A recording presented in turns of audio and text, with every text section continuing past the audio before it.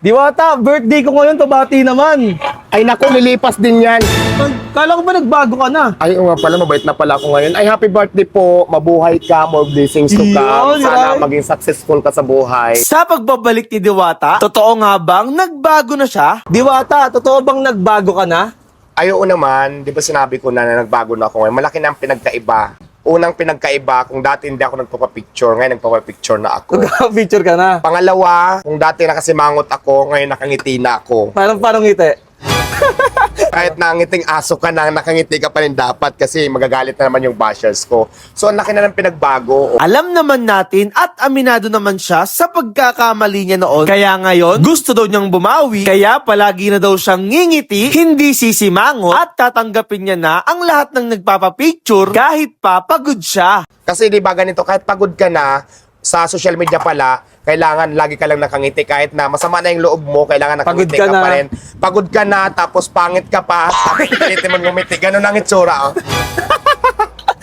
Ganon. Hindi pa naman siguro huli ang lahat para itama ang mga pagkakamali niya noon. Kaya sa mga gustong magbigay ng second chance at sa mga galit na basher niya, ito lang ang gusto niyang sabihin. Sa lahat ng bashers ko, sana magbago na rin kayo. Change my mind na rin kayo. Iyon. Kasi kung basher kayo ngayon, binabash nyo ako kasi di ba masama ugali ko. Hindi na masama ugali ko ngayon, nagbago na ako. Pero sana nagbago na rin kayo. Lahat ng tao deserve to have a second chance. Hi, Diwata! Magandang hapon! Ayan, magandang hapon din sa inyo. Kamusta, Diwata? Well, okay naman. Nagtinda tayo ng Paris dito sa Cavite. Ops, teka, huwag mo kakalimutan ha. Na-cars agent na ako dito sa Mitsubishi Manila Bay. Kaya ako nagbabalaki bumili ng mura at brand yung sasakyan. Katulad nitong aming Montero, Expander, X-Force, L300, Triton Pickup at ang aming Mirage G4. I-PM nyo lang ako dito sa Facebook page ko o kaya tumawag kayo sa mga number na ito. So paano, ihintayin ko kayo mag-apply at mag-inquire sa akin ha.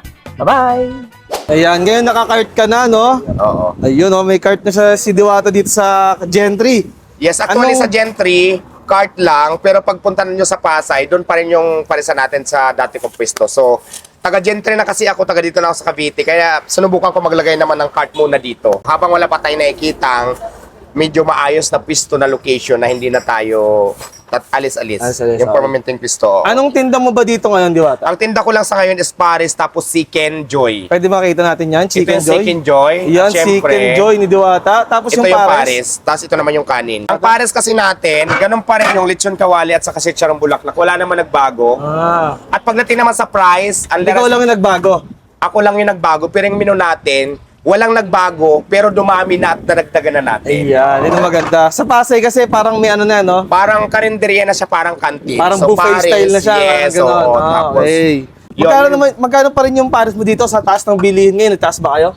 ganun pa rin yung price natin. 100, only rice pa rin, tapos may isang soft drinks, tapos syempre only sabaw pa rin tayo. Ayun. Balita ko si Diwata ay nagbago na, totoo ba? Yes, nagbago na tayo, di ba? Lagi na nakangiti, Hindi na pwede magsimangot. pala-entertain na, hindi na nakasimangot, hindi nagagalit, nagpapapicture na, maraming pinagbago. Diwata, last na, sa lahat ng nangyari sa'yo, anong natutunan mo at realization mo sa buhay mo? Ang mga natutunan ko sobrang dami. Mag-ipon, huwag magtiwala sa mga taong hindi mo kakilala. At number one, marunong ka dapat makisama sa lahat ng tao makakahalubilo mo. So that's it. Diyan naman natutunan natin na pinandaan ko talaga. Sige, Diwata, tanong ko na lang, anong location nitong parasan mo ngayon at anong oras ka nandito?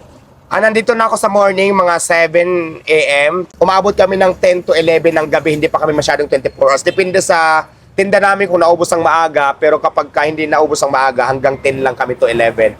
Dito kami ngayon sa Terra Grande, General Trias, Cavite. So ito na mga tropa, matitikman na natin dito ngayon sa General Trias ang kinaabangan ng lahat, ang nagbabalik na Diwata Pares Overload. And guys, so, grabe guys, andito na si Diwata ngayon.